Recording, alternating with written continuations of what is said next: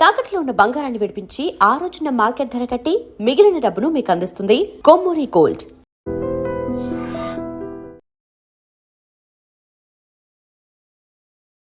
నమస్కారం, welcome to I dream. ధర్మ మార్గం విత్ విజిత కార్యక్రమానికి స్వాగతం.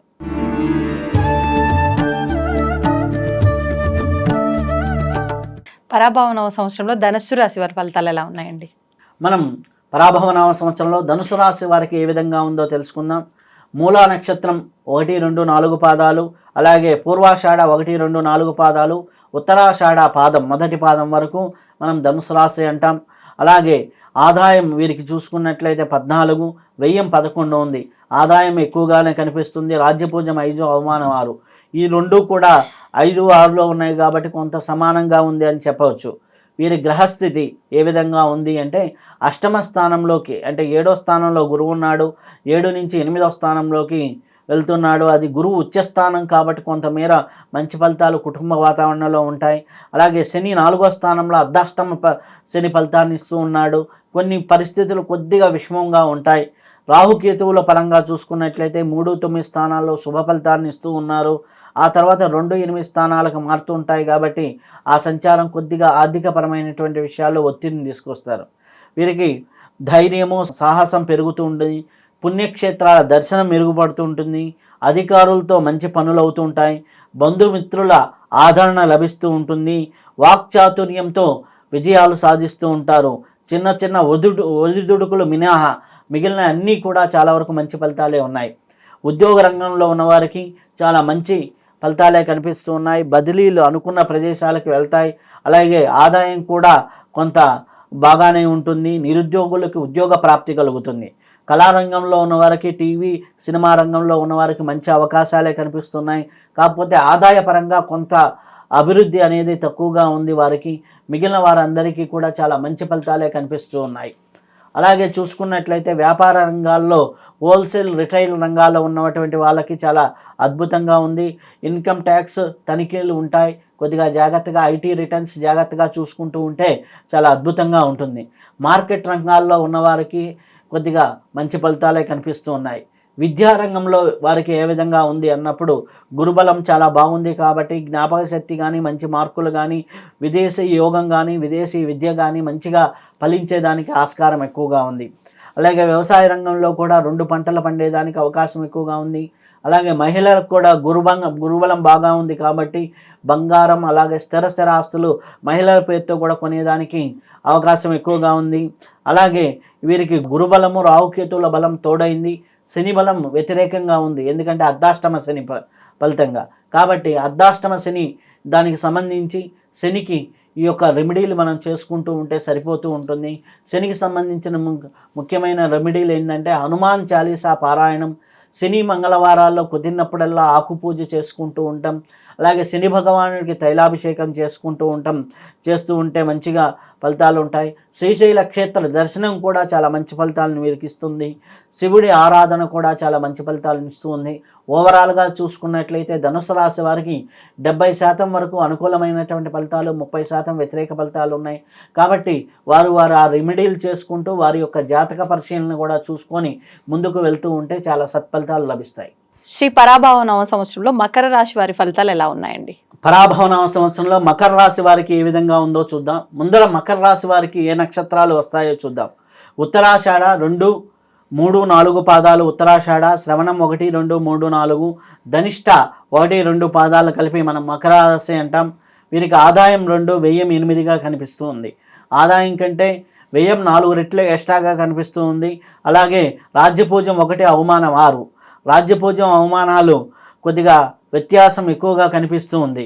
కానీ గ్రహస్థానాలు చూసుకున్నట్లయితే మకర రాశి వారికి మొదటి 3 నెలలు మినహా తర్వాత చూసుకుంటే ఏప్రిల్, మే, జూన్ నుంచి గురువు ఈ యొక్క 7వ స్థానంలోకి సంచారంలోకి వస్తారు. 6 నుంచి 7. 7వ స్థానంలో చాలా శుభ ఫలితాలను ఇస్తూ ఉన్నాడు. శని 3వ స్థానంలో మంచి ఫలితాలు ఇస్తూ ఉన్నారు. రాహుకేతువులు కూడా కొంతవరకు బలంగానే ఉన్నారు. లగ్నానికి 3వ స్థానంలో శని చాలా స్థిరత్వంగా బలంగా ఉన్నాడు. అలాగే గురువు కూడా చాలా శుభ ఫలితాలు 7వ స్థానంలో ఇస్తున్నాడు. కాబట్టి అన్యోన్య దాంపత్య యోగము అనేది బాగా ఉంటుంది. రాహు కేతువుల మధ్య చిన్న చిన్న అంటే రాహుకేతువుల వల్ల చిన్న చిన్న ఒడిదుడుకులు అనేవి ఉంటూ ఉంటాయి. అలాగే ఈ సంవత్సరంలో మనం చూసినట్లయితే పట్టుదల ధైర్యం పెరుగుతూ ఉంటుంది, మీ మాటకు విలువ పెరుగుతుంది, ఆ ఆదాయం అనేక కోణాల్లో వస్తూ ఉంటుంది, పుణ్యక్షేత్ర దర్శనాలు జరుగుతాయి, సంఘంలో గౌరవం పెరుగుతుంది, ఎంత ఆదాయం వచ్చినా ఖర్చు కూడా ఎక్కువగా ఉంటుంది. కాబట్టి ముఖ్యంగా మీరు ఏంటంటే ఈ యొక్క సంవత్సరంలో ఏదైనా ఇల్లు పొలమో కొని ఈఎంఐలు కడుతూ ఉంటే ఆ విధంగా ఖర్చు అవుతూ ఉంటుంది. అలాగే సోదరుల వల్ల ధన నష్టం జరుగుతూ ఉంటుంది, అన్నదమ్ముల వల్ల కొంత ధన నష్టం జరుగుతుంది, దొంగతనాలు ఇటువంటి వాటి విషయాల్లో కొద్దిగా జాగ్రత్తగా ఉండండి. దైవారాధన చేస్తే మరింత శుభ ఫలితాలు పొందేదానికి ఆస్కారం ఎక్కువగా ఉంది. అలాగే ఉద్యోగ రంగంలో ఉన్నవారికి ఏ విధంగా ఉంది అని చూసినప్పుడు ఉద్యోగంలో రంగంలో ఉన్నవారు శ్రమకు తగినటువంటి ఫలితాన్ని పొందుతూ ఉంటారు. అలాగే బదిలీలు స్థానచలనం అనేది సహజంగానే జరుగుతూ ఉంటుంది. మంచి జీతంతో మంచి గుర్తింపు అనేది లభిస్తూ ఉంటుంది. సెప్టెంబర్ తర్వాత ఉద్యోగంలో ప్రైవేట్ రంగంలో ఉన్నవారికి మంచి శాలరీ పరంగా హైక్స్ కూడా కనిపిస్తూ ఉన్నాయి. నిరుద్యోగులకి ఆగస్టు సెప్టెంబర్ తర్వాత మంచి ఫలితాలు రావడానికి ఆస్కారం ఎక్కువగా ఉంది. అలాగే కళారంగంలో ఉన్నవారికి సినిమా టీవీ రంగాల్లో ఉన్నవారికి అవకాశాలు పెరుగుతాయి. అదే గాయకులకి నటీనటులకి సాంకేతిక నిపుణులకి అందరికీ కూడా ఒక స్థిరమైనటువంటి పటుత్వంగా లభించేదానికి ఆస్కారం ఎక్కువగా ఉంది. సినిమా టీవీ రంగాల వారికి మంచి ఫలితాలే కనిపిస్తూ ఉన్నాయి. వ్యాపార రంగంలో శని బలంగా ఉన్నాడు కాబట్టి రియల్ ఎస్టేట్ లాభదాయకంగా ఉంటుంది. బిల్డింగ్లు కన్స్ట్రక్షన్ బిజినెస్లు చేసేవారికి, అలాగే నిల్వ ఆదాయం చేసేవారికి, అంటే ఎవరైతే కోల్డ్ స్టోరేజ్లో కొన్ని నిల్వ పదార్థాలు ఉంచి తర్వాత అమ్ముతూ ఉంటారే వారికి కూడా మంచి లాభాలు ఉంటాయి. బంగారం వెండి వ్యాపారం చేసేవారికి కూడా బాగుంటుంది. ఆగస్టు నుంచి బంగారం ధరలు విపరీతంగా పడేదానికి అవకాశంగా ఎక్కువగా ఉంది కాబట్టి కొద్దిగా జాగ్రత్త తీసుకోండి. అలాగే విద్యలో చూసుకున్నట్లయితే కొంత శ్రమకు తగ్గినటువంటి ఫలితాలు ఉంటాయి. అలాగే ఉత్తీర్ణత కూడా బాగానే ఉంటుంది. క్రీడారంగంలో ఉన్న వారికి కూడా మంచి ఫలితాలే ఉన్నాయి. విద్యా క్రీడా రంగంలో ఉన్నవారికి మంచి ఫలితాలే సూచిస్తూ ఉన్నాయి. వ్యవసాయ రంగాన్ని ఉన్నవారికి ఏటా మంచి ఫలితాలు ఉన్నాయి. సెప్టెంబర్ తర్వాత వచ్చేటటువంటి పంటల్లో కొద్దిగా ఆచిచూచి అడుగులు వేస్తూ ఉండండి, కొద్దిగా ఆదాయం తగ్గేదానికి ఆస్కారం ఉంది. అలాగే మహిళలకి మంచి గౌరవం లభిస్తుంది. కుటుంబంలో కూడా మీ మాటకి విలువ పెరుగుతుంది. విలువైన వస్తువులను కొంటారు కాబట్టి ఆగస్టు తర్వాత కొద్దిగా మార్పులు ఉంటాయి కాబట్టి కొద్దిగా జాగ్రత్తగా చూసుకొని కొనుక్కుంటే మంచిది. అలాగే వీరికి ఈ యొక్క సంవత్సరంలో చూసినట్లయితే ఓవరాల్గా మంచి ఫలితాలే కనిపిస్తూ ఉన్నాయి. అన్ని విధాలుగా బాగుంది.